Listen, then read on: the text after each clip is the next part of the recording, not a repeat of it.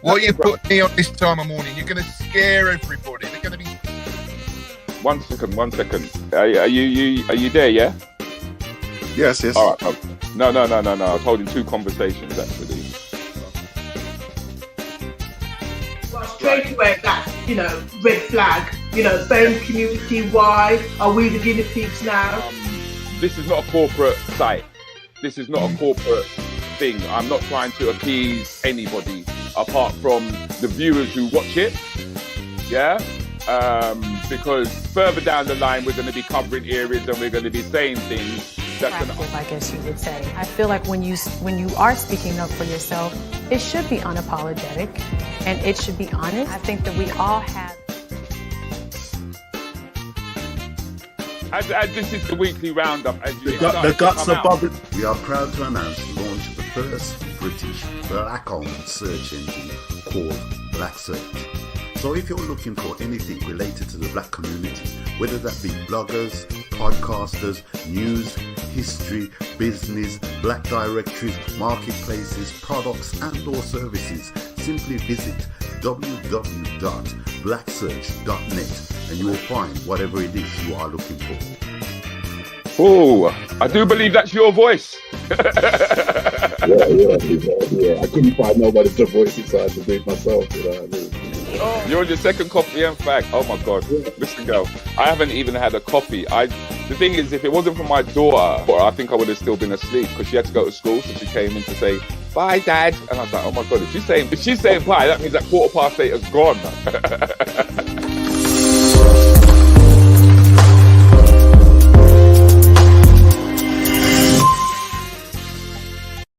Whoa, so said, so it is.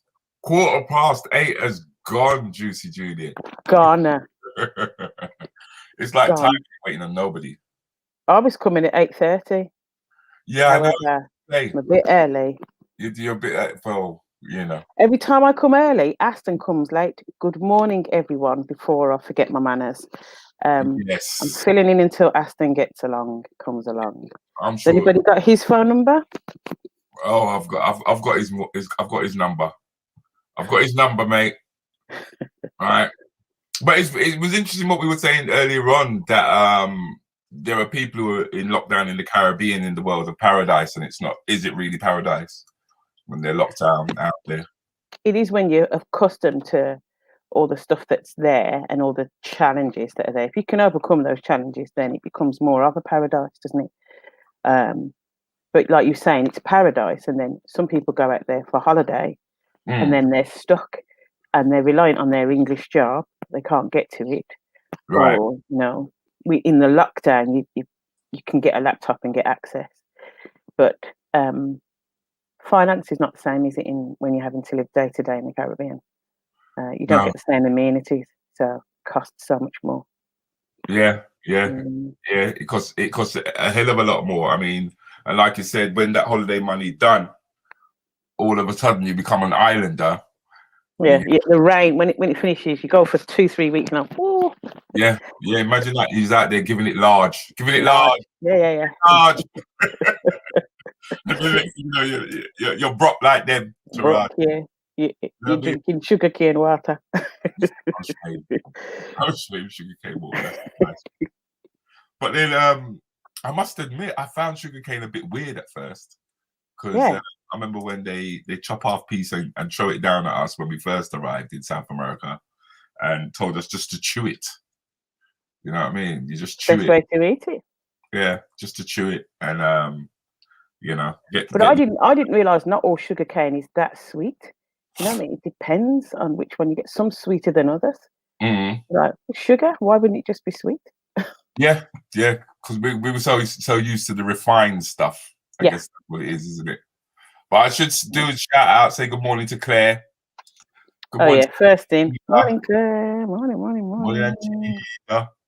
morning, everyone. Missing my rants during the week, so feels good. That's it. That's nice of you to say that, Antigua. Yeah. And Craigie, how you doing, Craigie? Massive hangover, Craig. How come you got a hangover? That's what I want to know. What do people do on a Thursday? It's like Craig's been drinking on a Thursday. Eh? That's what it seems like.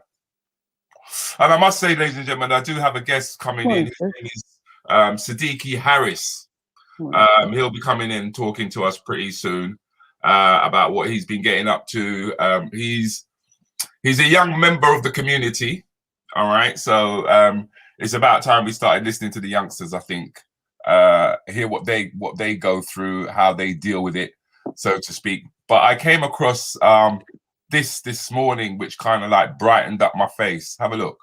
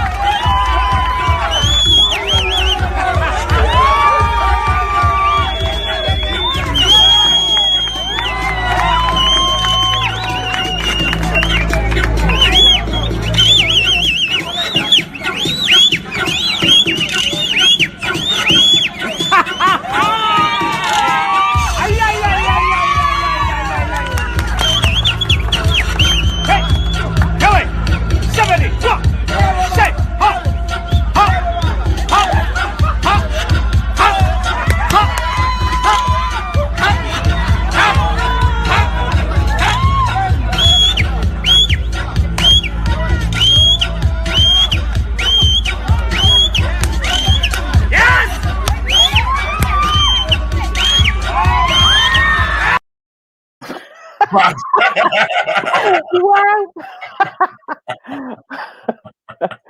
Wow, that was deceiving. And good. Wasn't it? Yeah. Wow. Wasn't it That's just some serious skills. I was amazed when I saw it, man. It just brightened up my face, and I thought to myself, "Oh my God, look at what people do, to amuse themselves and pass the time." I mean, it'd be interesting to see what you could do with a football as well, which would be quite interesting, Yeah, probably a lot less because it's heavier.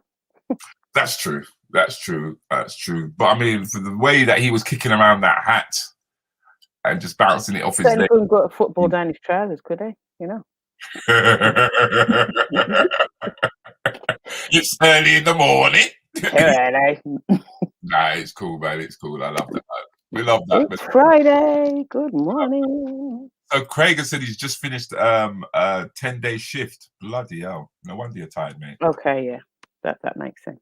No wonder you're tired, At first I thought it was the old alcohol that Craig was on. That's tonight.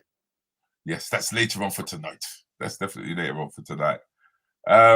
Astrid is saying good morning, no doubt. Good morning, Astrid.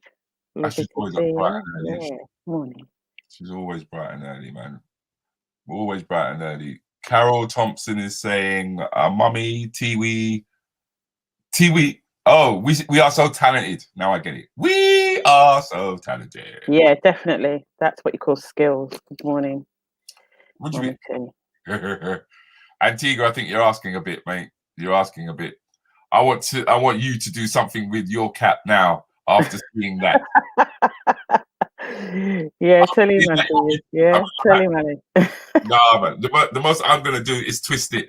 That's the most I'm going to do. I'm going to twist That's it. That's a bit Benny Hill there. You need to put it back. Good. Morning, Liz. Morning, Liz. Liz must have been mucking out the horses, isn't it? Mucking out one. Oh. Getting the hay out. Don't envy you. And it's colder. You know what? I must admit, I've had me heating on for a couple of days, and the house is piping hot. Yeah, the house is hot, but it's still cold. You still know it's cold. Yes, that is true. That is true. I've just noticed that our guest has just arrived. So I think I should waste no time instead of having him sit at the door. Yeah, definitely. What's that? Less of the chat. Who's this? What's getting into Shugs? Oh, less of the cat. Liz is actually saying it's bloody freezing. There you go. Thank you. Benny Hill's not a great look. Yeah, but you asked me to do something. Look at her. You look like Mr. Grimsdale. Wow. The audience is showing their age, ladies. Yes. Current shows, come on. Although I did say Benny Hill, so it's all about the early morning meditation. It's all about the early morning getting up, right? But let me bring on my guest, Sadiki Harris, ladies and gentlemen, and we'll have a little chat with him. Good morning, Sadiki. Oh, we can't hear you, Sadiki. You're on, you know. Oh, don't tell me we've got a Wi-Fi issue, Sadiki. Oh, obviously, the week for Wi-Fi. Sadiki. Hello. Oh man, it's the Wi-Fi. It's got to be his Wi-Fi. Hopefully, if I take him out, it just came on then. Is it? Let's see. Yeah. Hello, Sadiki. Can you turn up your volume? No. No. No. Oh, that's a shame. It is a shame. That is a shame. Maybe if he comes back in again, try going out and coming back in again. Right. Can't believe he was just popped in. Oh, I see. Now I get it. Now I get it. Now I get it. I've just got rid of my old cat. You make it sound like you just threw the cat down into the toilet and just flushed it. I hope that's not what you meant, Shugs. Oh, you're saying that's why you were late in? Okay, let's try Sadiki again. Sadiki, can we hear you now? No, we're not getting it. But not here. Yeah, turn up your volume.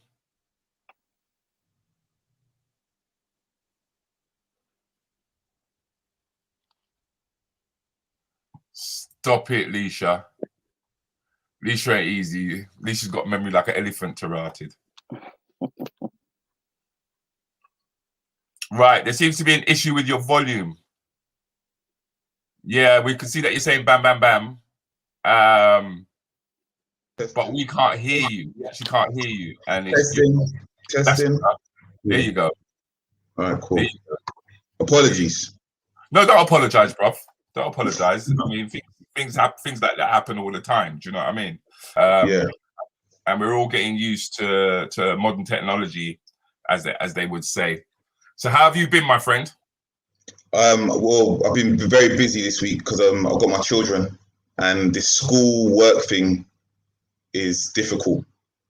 You know, everybody on the internet. Yeah, everyone's on the internet. The internet's not good. Shutting down has been crazy, Rudi. Crazy. I can imagine. So how many children have you got? 2.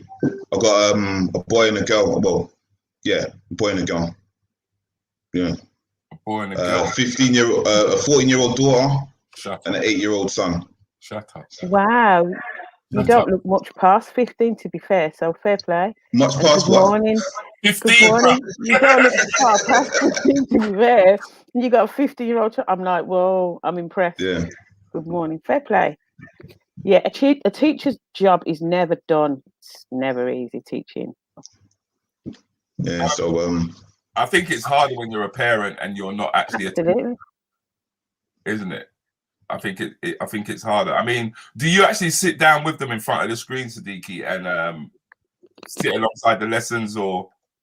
Well, because I've been working as well at the same time. So let's say, for example, right now, my boy's just sitting right there. He's logging into his morning breakfast session.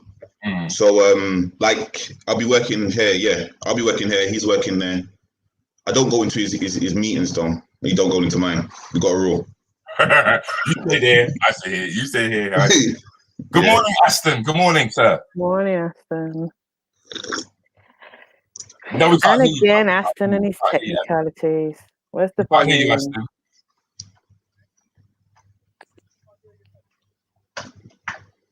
I think he's had the same issue that you had, Sadiki. Oh, possibly. Now Aston's got better. He's got a better laptop than I have. He shouldn't have my problems. But he actually does. Yeah. He tries to jack. He's all right. Come on, man. Let's get this volume sorted out, Aston. Let's get this volume sorted out. So that we can start to dig deep into Mr. Sadiki here. Because I believe that you are currently at Ben TV as well, aren't you? So what I do, well, I mean, because of the coronavirus, things have kind of slowed down in terms of production and stuff. But yeah, I'm a presenter on one of their shows, and I'm also an editor on another one of their shows. So my background originally was just editing and camera work. I got in, and then only because I think somebody didn't turn up, then they just said, like, do you want to present? I thought, why not? I mean, yeah, because I really want people to know your backstory, because I mean I'm nearly 60 years of age, and you could be my son to us, right? And there's a whole generation of youth who are stuff that I think we need to understand. That's Aston, isn't it? Are you coming through yet, Aston? No. Yeah, I think there's a whole bunch of stuff that we need to understand in terms of the pressure of what the youth are going through and how it's linked to depression in a way. Do you mind telling us your story? Yeah. Well, first of all, can I just say something? I don't think I'm comfortable with being called a young person, because I'm actually 39 years old. I don't think 39 is young. Sorry about that, ladies and gentlemen. No. Do you know what, Rudi? No. You really don't look that age. Well, I mean, I don't know. Do you look 60? Do you look 60? You know, you don't look 60. Aston don't look 90. You better hold it down when you refer to me. I'm just messing, Aston. Aston's my brethren. Yeah. So really and truly, I can give you the story of what it was like growing up in the 80s and stuff like that. That's 90s. That's the story. And then and I don't think the problems that I had, honestly don't think the problems I had are the problems that face young people today. Because I didn't grow up with social media. Okay. Do you know what I mean? Yeah. But in my case, I suppose, what did you ask me? How do I get here? Yeah, because the thing is that a lot of people would say the struggles that we have are based around racism, not being able to get a job. Do you get me? It blah blah blah blah. But I'm talking to you. Yeah, you're like saying, nah, I don't think that's. Well, here's what I mean. I'm not going to say that racism doesn't exist. Of course, it exists, right? But racism exists within the institutions, right? If you're growing up, when I was growing up in 80s Lambeth, everybody cool was black. Everybody. Do you understand? I was a part of that. So racism didn't really play a role until, I don't know. You know, because all right, let's say for example, it wasn't racist for the police to chase us because we thought it was fun. And we were doing madness as well. Do you understand? So I wouldn't say that was racist. We were doing madness, and so we were right to get chased. We were, to a certain extent, they were right to stop and search me. I was doing badness. So it wasn't racism like that. I think racism only kicked in when I got to probably like working age and stuff like that, and I saw there was a difference between me, how I was being treated, and how my co-workers were being treated. But you know, I went to a school where the black people were cool. Everybody, you know what I mean? Right. Yeah. All right. So one of the things that I struggled with ultimately, it wasn't racism, but one thing I was aware of was that I grew up fatherless. Okay. So I lacked a role model and I lacked direction. And I think that's what did me the most damage, really and truly. It wasn't the racism, it was my lack of direction. Okay. And that's why I don't think that, you know, often when you watch the news and stuff, everyone's talking about race. And I'm just thinking, well, there's more than that. I know just having no dad and having to work out what it means to be a black man in the UK was a very, very difficult job. Yeah, because you did mention that it was simple things like in terms of colors, in terms of what to wear, in terms of how to emotionally handle oneself as a young individual. And if you could talk about what are the issues of being brought up without your dad and how that affected you. Well, I think to a certain extent, it took away my confidence to a certain extent, right? So you're growing up. Unfortunately, you have to fight, right? So I found myself in certain positions where I had no one in my corner. And because I had no one in my corner, it meant that I knew I could, like, I'm thinking of this one person. I knew I could have battered this kid, but his bigger brother would have battered me straight away afterwards. I didn't want to take that beating. Okay. Now, if I feel like if I had my dad backing me up, not just being there, things would have worked out a bit different. You know, when Rudi called me and we were speaking, I was talking about, like, because I've got a boy, I've got an 8-year-old, and I see how easily my boy just gravitates toward anything that I'm doing in terms of how I dress, how I look. You know, daddy's doing it, so I might as well do it. Do you understand? And I'm not doing anything bad, so, you know, it's good. But when I was a kid, I didn't have that.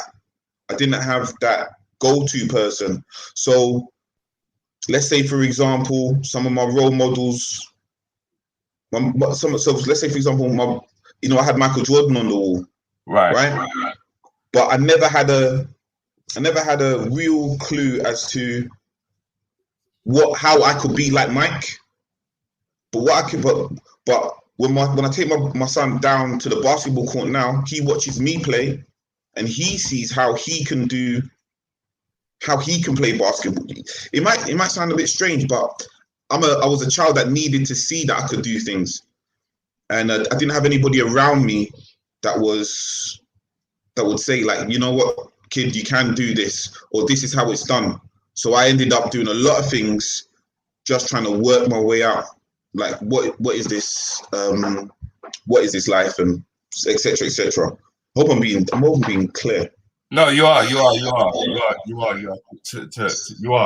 I mean, because I think it's important that we understand your journey in order to really understand what you're saying to us, because the lack of a father figure means that you've got little or no direction. I mean, me being a dad, one of the things, and without offending anybody, one of the things that what Sadiki saying? Oh, do I read these comments? No. Oh, sorry. If you're reading them and you see them, you can respond to them. That's fine. But no, I'm not expecting you to read out the comments at all. Well, I mean, all right. So here's what I'm saying, because people do this thing where, you know, it's no different from boys to girls. Girls. All right, I'm a dad. One of the things I really hate on social media is when you see a picture of, let's say, a mom, 2 children, and somebody calls that the black family, because I don't like being marginalized, right? Right. I'm a dad, I'm active, I need to be in that picture. Yeah. And I don't think it makes sense that we are calling that creation, that entity, the black family, because then what do you call it when I'm involved? Right. And I should be involved, right? So regarding what this lady's saying, you know, I was originally from Birmingham, right? And then I moved to London. And so all my family is in Birmingham. And I had loads of aunties. There was always women. And my mom, single parent black woman. She had loads of single parent black female friends. So I do think the girls do get something. And when I think about growing up in the 90s, they end up getting a strong female Exactly. I think what Leisha was saying though, Sadiki, is that the actual not having the presence of a father is important. What you're saying. So the stuff about having a male role model for a young man, but also having a male role model for a woman is equally as not equally as important, but just as. But there's a significant gender thing for men and young boys, but also for women. There's a lot of women that would say, "I picked the wrong man because my father wasn't around," or I'm, I hate all men because my dad wasn't here. Those kind of things that would give lessons for children because a male role model was there. Definitely. I mean, one thing that I've learned, I know Brother Aston from the Black Father Support Group, and one thing I learned there was that, for example, as a dad, you are the first man that your daughter will ever love. Now, yes, you teach your daughter, you teach your child about love, really and truly. If you're not there, what does your child learn about love? And then to a certain extent, they go seeking. Then there you go, but there you go, Brother Rudi, and then that's how you end up in some nightmare scenarios. You know what I mean? Some real bad scenario. Yeah. So me personally, I can see how we got here as a people to a certain extent. And one thing I always would you also relate that to gangs? The formation to gangs? 100%. I mean, the only reason why I didn't end up in a gang was because people just don't like me. Do you know what I mean? It was one of those ones, like, when I used to try hanging out, like, certain used to just, nah, you can't hang out with us, blood. You know what I mean? Because I was always asking questions. What's that? How do I get it? I'm like I ask questions, but that's why Brother Aston knows me, because I don't believe common narratives, so I want to find my own answers. But I couldn't really hang with gangs like that. But when it comes to certain young men, it's easy. Like, let's say, for example, like my boy's 8 years old, right? And he's got a kind of energy where bigger boys will talk to him. 14-year-old boys. He's playing football in the park. If I leave him to play football, I come back. My 8-year-old's playing football with a bunch of 14-year-olds, but he's got that mature attitude and confidence and blood. I didn't have that, so I'm really, I'm really not scared or anything, because my boy's a good boy, but I think he's more at risk of becoming a gang member than I ever was. You're teaching you lessons that you didn't have because your dad wasn't there. Oh, 100%. I mean, I tell my boy, he's sitting right here, I tell him every day that, he's far more confident. My son really showed me the power of confidence, really and truly, because I had to learn. That took me a very long time to learn. Okay. How being confident matters to young black men. I mean, there's a Marcus Garvey quote about, if you've got confidence, you're already halfway through the race or whatever, you've already halfway won. And I do honestly think that's the truth. But then I do see how my boy's confident because he has the backing of his dad. You know what I mean? He can confidently walk, feel safe. I didn't feel safe for a very long time. It's amazing when you talk about confidence and just exactly how important it is, even in terms of understanding oneself. Because there was the story that you told me about when you were going to the job centre and you got questioned, and it ended up questioning more than just. It weren't just a simple thing, because it made you question everything about yourself. Do you want to tell them about that story for the job centre there? Well, right, so much like, because of poor decisions and convictions and stuff, I struggled. When I started to settle down and start to take life seriously, I couldn't find work. And we live in a system that doesn't really forgive, I think. Yeah. We definitely don't forgive no black man. And I struggled. So I was signing on for ages. Do you know what I mean? For a very long time. And I couldn't find work. And then basically what happened one day was I had this job interview, and I had a job interview, but it was on my signing on day. So I called my signing on lady, and I said, listen, I've got this job interview. What do I do? Do I sign on or do I go for the job interview? She's gone, oh, go on the job interview. So I went to the job interview. She said, go on the job interview and then come in the next day, yeah, to sign. So I said, all right, gone on the job interview, didn't get the job, gone home, gone in the next day. When I've turned up the next day, the lady said to me, what are you doing here? I said, what? She said, oh, you were supposed to be here yesterday. Where were you? I was like, what are you talking about? I was on a job interview. I told you. No, you didn't tell me anything. She's gotten up, walked away, come back. She's given me this piece of paper. I've been sanctioned. Hey, now I'm a father, right? So the as soon as you got sanctioned, that was all your benefits locked off, pending investigation. I got children. I got children to feed and stuff like that. Do you know what I mean? But the way that the lady was adamant that I didn't make the phone call, I didn't let her know, I actually began to question my own sanity. I left that job centre thinking, well, where was I yesterday? Did yesterday even happen? Wow. And that led me down a path where I ended up in mental health services. Do you know what I mean? Because of the questioning of my own sanity and the pressure of the scenario, because I was so worried that if I don't have these little measly bucks that the government's going to give me, I couldn't feed my family. I really couldn't. And I just want to say first of all, thank you for sharing that with us, because I know that your son is in the room as well. Yeah, he knows this stuff. Yeah, I know, and that's why I'm saying thank you for sharing, because it must be a difficult thing to talk about in terms of how the way in which that stressed you out, the way in which it got you to question it. I mean, when you're asking yourself, did yesterday happen? You're like, raw. Yeah. Because, you know, and then what it is that I put so much authority into the DWP. So why would they lie to me? Do you understand? Could you the acronym DWD? DWP. Department of Work and Pensions. Okay. So where you go to sign on? Now you're on universal credit and them things. So I don't know how that works. But, you know, once upon a time, you had to go in every week with these silly little booklets saying that you did job searches. Now, I always thought I was always doing job searches. You know what I mean? Because I didn't want to live like this, like how I was living.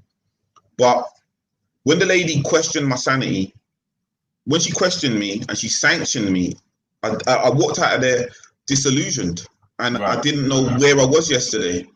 And it wasn't until, and you know, the reason why I can talk about this to my boys here, because it was actually him that was like, what happened to daddy? He was probably about 3 years old. And, you know, I was just walking around the house. I lost it. I really did. And it was my son saying to his mom, what's wrong with daddy? And I said, bloody hell, Deeks. Like, how can I be some madman to this little boy? Do you know what I mean? Like, how can I be giving him this? How can I be giving him this example? And then what I remembered was that, you know, in the age of digital, I sent an email. I'm quite lazy, so I don't really want to talk to, not talk to, I don't mind talking here, but I don't want to talk to systems. I'd rather send you a letter or I'll send you an email. And when I look back on my email, luckily, I saw an email where I said to the lady, I'm going to have an interview on the Thursday. And she sends me back an email saying, okay, come in the next day. And then, so when I brought that to the, so I write a letter. So I've been sanctioned and all this stuff. How long was that before you realised? Before I realised, about 2 weeks. Ah, it's a long time. Yeah. So when I got sanctioned and stuff, I was crazy for about I was nuts for about 2 weeks, and then I wrote a letter to them, and then they realised the mistake that they made, and then tried to give me some £100 hush money, but by that time, I was like, nah, that's not enough. I thought I thought I was gonna take down the whole DW, the whole thing. Like, you know, this is what happens when you watch too many movies and stuff. You know what I mean? I was adamant. I'm taking this down. You know what I mean? So I kept writing letters, and the letters went to different heads. the head of the job centre, then the head of then the ombudsman, and then it finally ends up in the parliamentary ombudsman. And then this guy phones me and he tells me, "Look, pal, you've made a lot. We've got all your letters. Just you can't go any further than that." Then that was it. And then by that time, what I realized was that actually, you know what, if this system don't believe in me, I have to believe in myself. So then I just started becoming self-employed. And then once I became self-employed, that's what I do now. I'm self-employed. And that's where the self-confidence kicks in, and that's where it kicked in. Yeah. And your transformation begins. Because did you leave school with qualifications, or did you have to? Yeah, I mean, you know what? I mean, I loved school. You know what I mean? I really did. I left school with decent GCSEs. I went to college. I was in college for a long time, but I was part-time in college because I didn't get the right grades for I didn't get the right grades at the time, and I was part-time working. I was at college part-time, I was working part-time, and I was hustling. I thought I was the man. You know what I mean? I really did. For a very long while, I thought I was Jason Bourne, like just doing everything. Yeah, just doing everything, doing the most, getting away with everything, and living life. And then, you know, so I was never I was never. I mean, I wasn't great in school, but I left with qualifications and stuff. Okay, and it was the camera that made a big change for you, if I'm correct. Well, yeah, I mean, so when I was like maybe about 11, I got hold of this camera, and I thought, you know what, I want to make a film in it. You know, I mean, films were always big for me. Watching films, and then we was always doing plays and stuff because we were very creative children. I got two younger brothers that I lived with, but then, like I said, there was always in my house like other children and stuff, so we'd put on plays for the parents and performance, you know, it was like that. And I got hold of this camera and I wanted to make a film, and I didn't have the first clue how to make a film, and then basically that dream kind of died, but the passion didn't. Now, what I was explaining to Rudi the other day is that I was working. There was a point in my life where I decided, you know what, I'm going to jump back into this film thing, and that was basically because I got a friend who did a short film with Asher D, and he was just doing numbers, like, you know, doing some real good stuff. I was like, damn, I could do that. You know what I mean? And so what I did was, but I couldn't afford to buy this camera, and then I got into this. So I was working, I was trying to save money, but you know, when you're working low wage and stuff, it's very difficult to save. And I was working for ages trying to save for this camera, couldn't get this camera.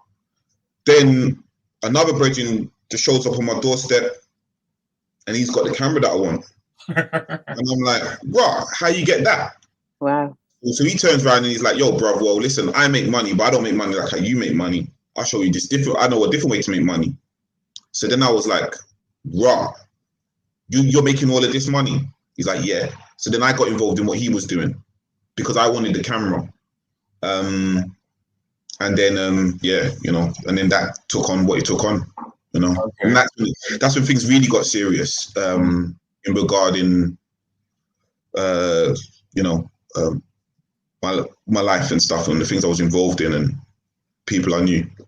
Okay. And it was a poor decision on my part, but then again, I was competing with people who, again, you know, some geezers I knew, they just went to their parents to get cameras and stuff. You know what I mean?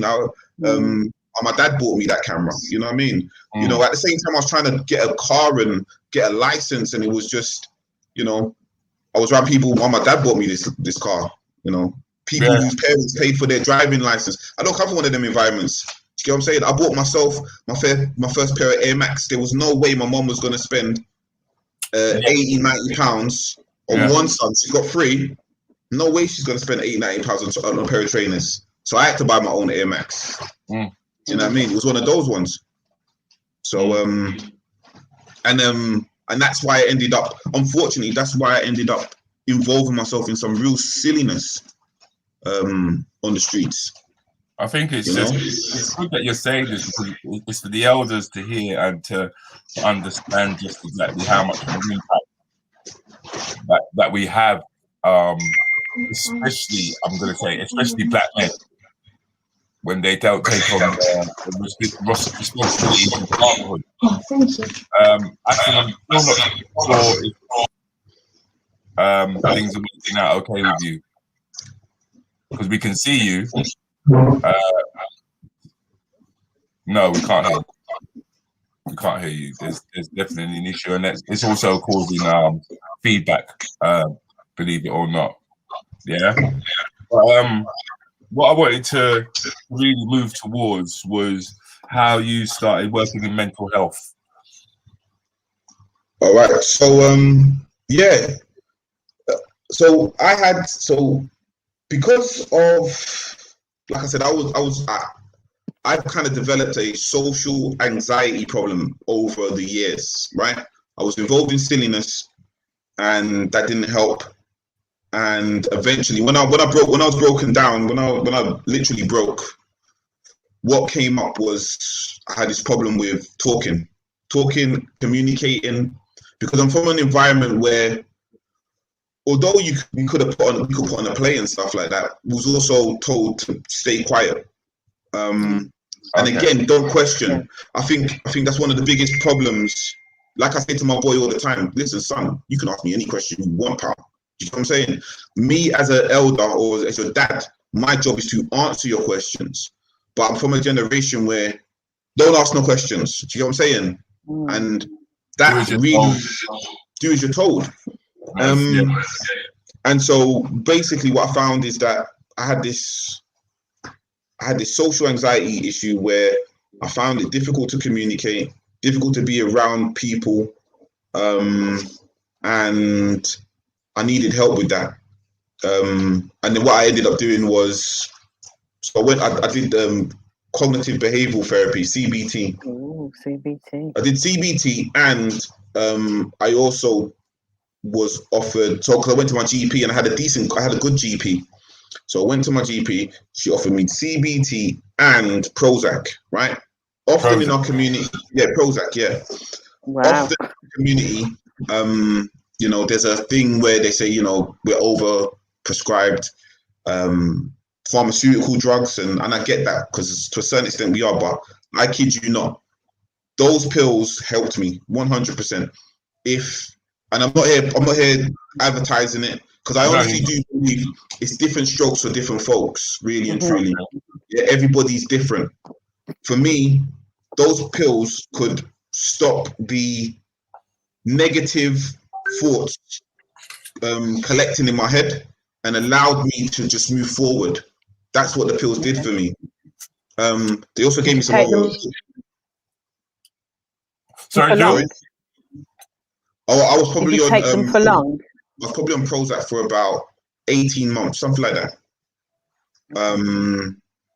And so basically, when I got involved, once I did the CBT and all of that stuff, I felt like I was now more ready to work. So I ended up, but then I couldn't work because of my convictions and stuff like that.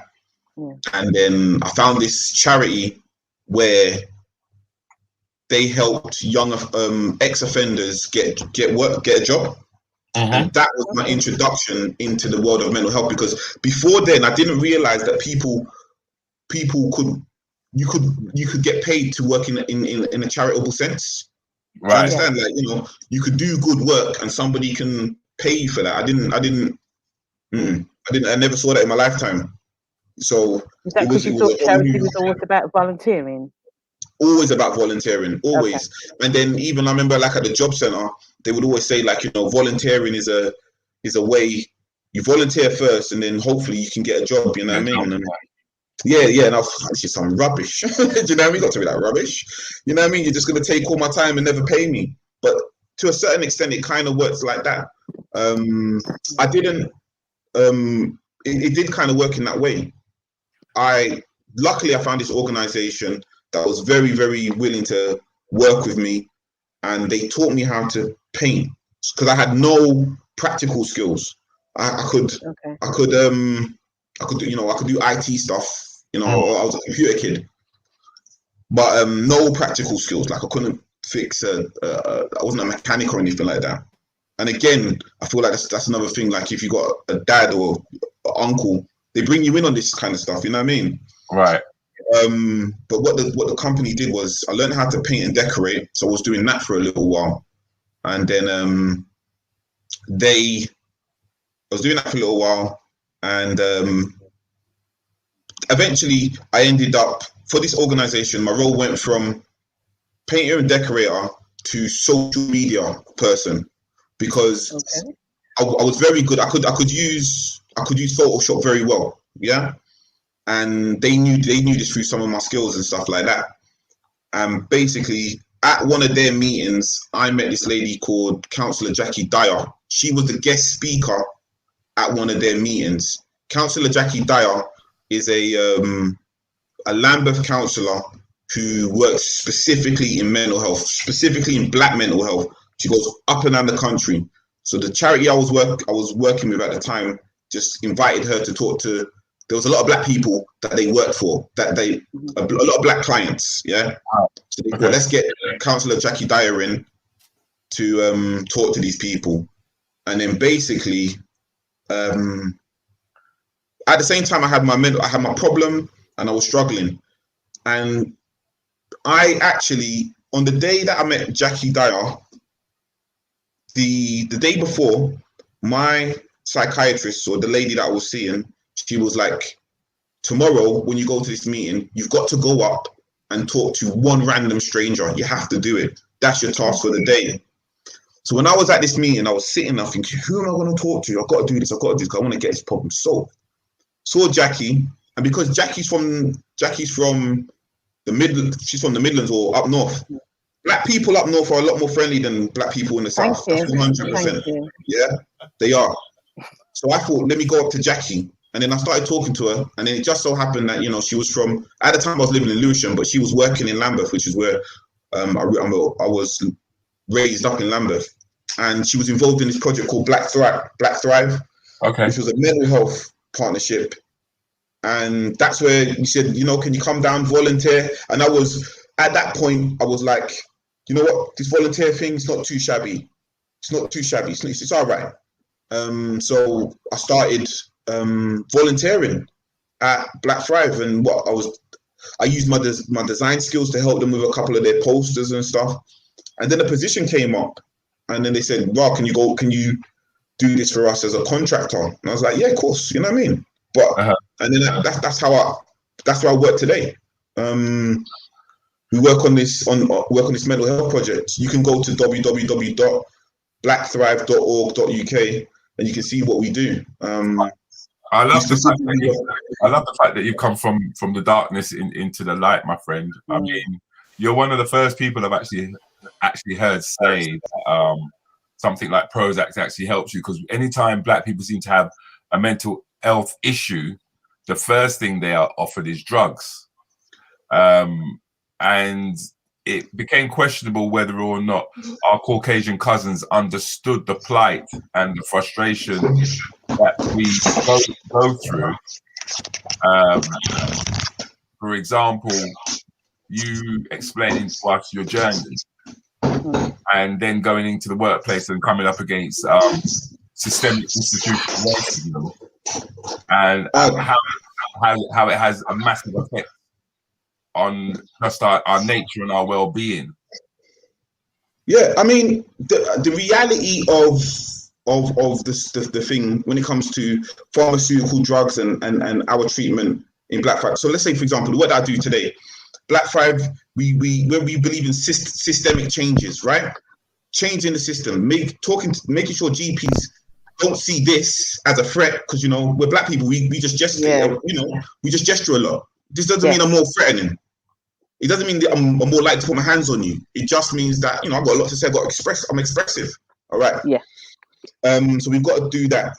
We've got to talk to commissioners and say, listen, you need to be talking to, and funding some of the great work that is community based, right? So what I found is that there are things in the community that are brilliant. For example, like, you know, the Black Father Support Group, which is an organization that helped me. It's a shame that Aston is having technical problems, because Aston was really meant to tie everything together for us. Yeah. Unfortunately, we were missing that link this morning. But Grace Campbell would just like you to know that you are a remarkable young man. Thank you very much, Grace. Again, I don't think you can call a 39-year-old a young man, but thank you. You are a young man. You can if you're 70. You are a young man. Like yes? You can in this arena with the three of us. We definitely can. Because all of us could have you legally. Can you advise the audience how? Oh, sorry. No, please read that one. Read it. How can you advise the audience how to volunteer and still pay your bills? I'm sure a lot more people would volunteer if they had final support. Now, all right. Now, this is the thing. It's almost what the job center asks you to do is almost impossible. It really is. And I was very, very lucky.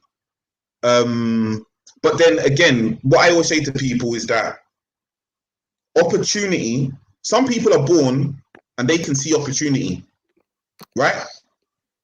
But I think 9 times out of 10, opportunity is a skill that needs to be taught. Yes. I was never taught to see opportunity, so it was very, very difficult for me to see it. When the opportunity don't recognize it, exactly, you don't recognize it. It's a skill. It's a skill that needs to be taught. It is. And some people. This is so because I developed this skill of finding, of understanding opportunity or seeing opportunity, that enabled me to navigate that very shaky hand space, which is, you know, get a job but volunteer. Do you understand? It is difficult, and I think if you're on universal credit now, it's even worse. I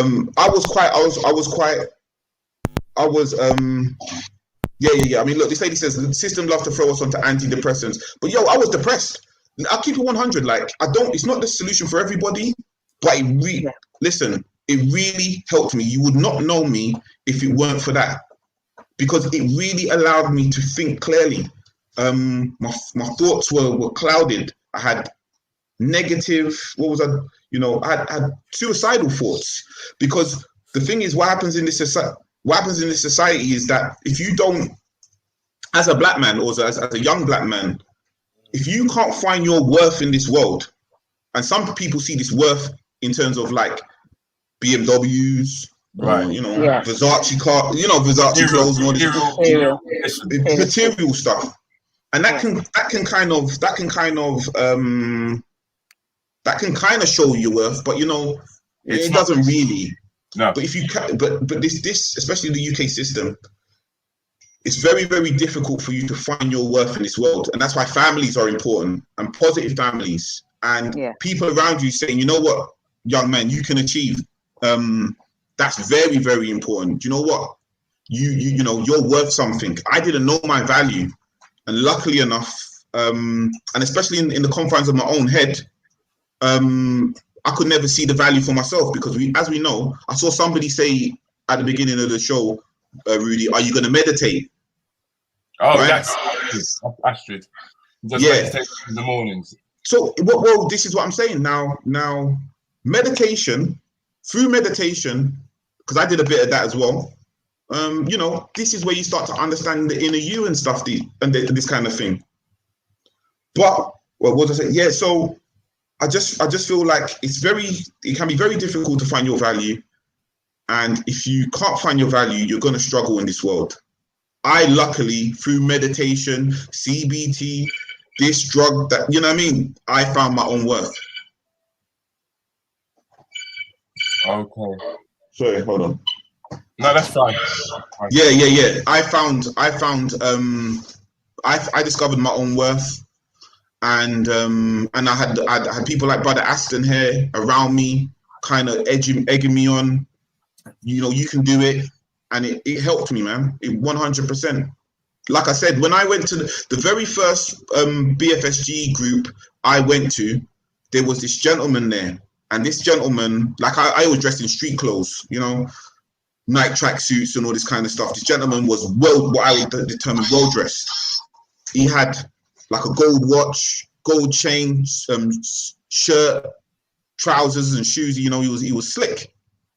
And I saw this gentleman as he came in, and I thought, wow, when I'm older, I want to dress like that. Do you get what I'm saying? And this gentleman came into the room, and what he did was he spoke about his sense of loss due to not having a father. And I was blown away because I had literally thought I was the only person who felt like this. I literally believed it was only me that had like daddy issues. No, there are so many people out there who are having daddy issues with the father not being in the workplace. I mean, in the home. In the home. Or at least not showing their presence. First of all, I just want to say to all the people on my profile page, for some reason, once again, your comments are not coming through. It's not that I'm ignoring you, okay? It's just that I'm not seeing them at the moment for one reason or another. And I will, of course, get in touch with StreamYard to find out what's causing that. So please, the likes of Tina, Susan, Denise, I'm very much aware that you're in the room, and Huey Crawford, of course. I'm very much aware that you're in the profile room, but your comments are not showing up. Okay, and I do apologize for that. Sorry to cut you on that young man. Cool, fine. But it's your journey's telling us a lot. It's teaching us a lot, and it's letting us know where we actually fell down as parents in terms of the responsibilities that we had. So many people fall through the net, so to speak. A lot of the times, the easiest thing for us to say is it's all based on racism. Exactly. Where in actual fact, the truth of the matter is that we just haven't taken responsibility for our offspring. And it's something that needs to be taken out from underneath the carpet and brought to the light. Yes, sir. Yes, sir. 100%. I mean, considering mental health as well, you know, when I go down to the Maudsley and stuff like that to like hand out these flyers or whatever I'm doing down there, and I see all of these black men, I see there's loads of brothers in there. 9 times out of 10, they've all families. Do you understand? But it's because of our attitudes when it comes to mental ill health. I mean, during my time, I got an auntie who committed suicide, who killed herself, right? All right. Now my auntie committed suicide, and nobody talks about it. So as we were all young, nobody said anything. All we just knew is that she was gone, innit? And for nobody to talk, as children, we just grow up, and then eventually somebody's like, oh yeah, she committed suicide like 10 years later, and it's like that's not good enough, because this was a chance for the whole family to understand. Listen, some of us in this family were struggling, and we need each other to help ourselves get through. You know, the family is very, very important, 100%. But because of our attitudes and tabooness of the subject, it's a struggle. I just wanted to quickly say that Tina Jones has sent in a comment. She said that my son has suffered from depression for years. He told me he recently been prescribed fluoxetine. Yeah, that's it. Yeah, that's Prozac. Yeah, which has helped him. But after watching this guy's story, I'm going to ask him if he was offered any of the counselling or courses he has talked about. Yeah, so that's the thing, innit? Because if you've got a good GP, so shout out to that brother there, whoever he is. That's exactly what I was on. Yeah, but to her son, this lady Tina, that's exactly what I was on. Floxy, but it's Prozac. Now, what your son needs to do, hopefully, and it depends where he is in the world, because different boroughs have different things, but he's got to talk to his GP, and even if his GP doesn't show him anything, you can just give me a shout. To be fair, you can, and then I can show him some things in his area, because I've got access to. I work in Lambeth specifically, But because of the work that we do and it's black specific, we get a lot of information from all over the place. And then So you can what it's sign about those is people. yeah, well, to a certain extent, yeah. So what? Yeah, that's the word, signpost. And so to a certain extent, what the young man needs to do is to not just have that in his life, but also be exercising, reading and getting busy. There are places he can go where he can get the help that he needs. But that's what I was on. That exact same drug. Okay, so Tina, I hope you've heard that. Sadiki is saying that you can get in touch with him. And it's my name at blackthrive.org.uk. And have that discussion. And Susan Kennedy is also pointing out just how important it is to get the right encouragement. She says to me, Rudi, you will enjoy this. My family tends to be very negative. My mum told me I would never do a marathon. She was not very encouraging. Bless her. And I know that Susan has done tons of marathons. She literally lives off marathons because of an illness that she has to deal with. But ladies and gentlemen, we've done our hour. I can only apologize for the technical issues that we're having with Aston, because the two of you met up through the Fathers support group. Is that correct? Yeah, that's correct. That's how I know about Aston, yeah. Okay, which we'll discuss a little bit more next week. Aston will hopefully be able to tell us exactly what that organization is about and exactly what they do. I mean, it's the reason why we brought you on here this morning, Sadiki. And thank you very much. Thank you very much for sharing your journey with us, bruv. That's all right. Come on, boy, to say hello. Go and say hello, son. Come in and say hello, young man. Hello. Yay! Hello. Hi. Bring your face right in. Bring your face right in. Yeah, see, that's my boy. You know what I mean? This is my little man, so... Yeah. Go back don't go away. Oh, no, they say don't go away. Come on. Don't go away. I was asking you, hello? Hello? Yeah, say hello. Hello. Hello, how are you? I'm fine. How are you? I'm fine, thank you very much for asking, sir. I appreciate that. So tell me, how are you getting on with the homework? How are you getting on? Well-ish, kind of. Well-ish. You gotta say more than ish. Well, I'm doing well. Exactly, you're doing all right. That's good. Yeah. That's good. So, are you enjoying the fact that you're at home, or would you rather be at school? I miss school a little bit, but I enjoy home a lot. Okay. What's the advantage? Do you mind me asking you, what's the advantages of being at home? Get to play more video games. Wow. That's good, man. That's good. You look just like your dad, by the way. Yeah. Yeah. Handsome. Yeah. Well, thanks for talking to us. Thank you. No problem, sir. Thank you for inviting me. No, thanks for taking the time out, man. Bye. Take That's care. much appreciated. Well, ladies and gentlemen, once again, I have to say that we've run out of time. It's another weekly roundup.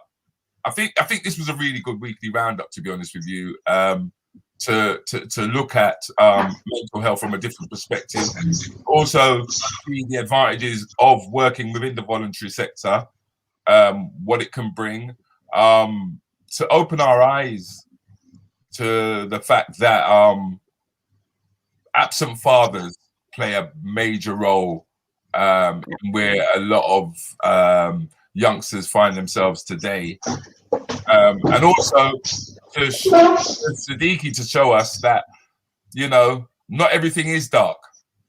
Yeah. And in a roundabout way, I'm going to say this, that pharmaceuticals have a positive role to play in our lives. I mean, we've got living proof with Sadiki sitting there talking to us.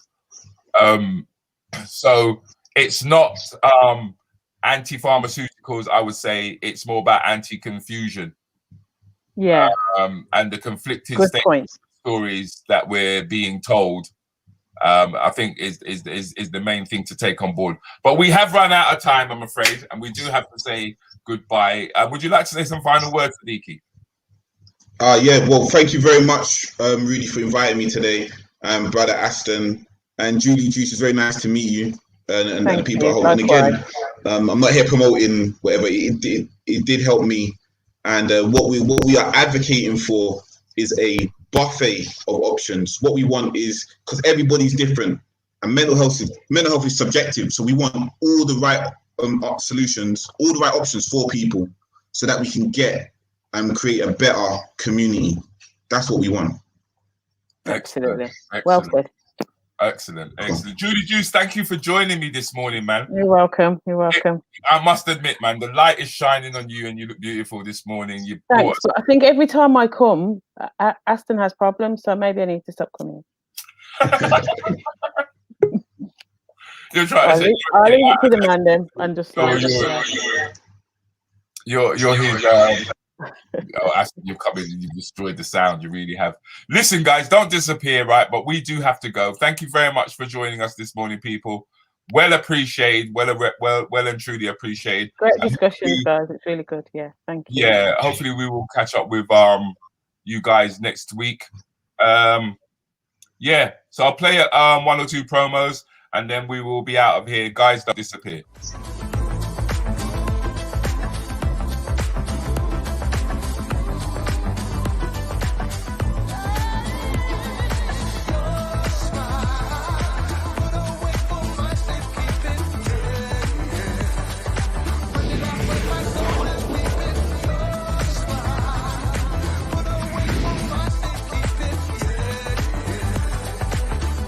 One.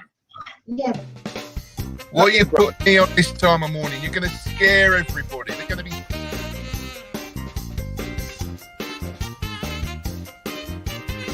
One second. Are you there, yeah? Yes. All right, bro. No. I was holding two conversations, actually. Straight away, that, red flag. Phone community, why? Are we the guinea pigs now? This is not a corporate site. This is not a corporate thing. I'm not trying to appease anybody apart from the viewers who watch it. Yeah? Because further down the line, we're going to be covering areas and we're going to be saying things that's going to... You would say. I feel like when you are speaking up for yourself, it should be unapologetic and it should be honest. I think that we all have.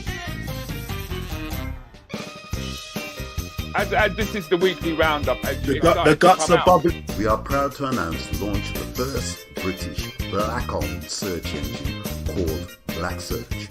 So if you're looking for anything related to the black community, whether that be bloggers, podcasters, news, history, business, black directories, marketplaces, products and or services, simply visit www.blacksearch.net and you will find whatever it is you are looking for.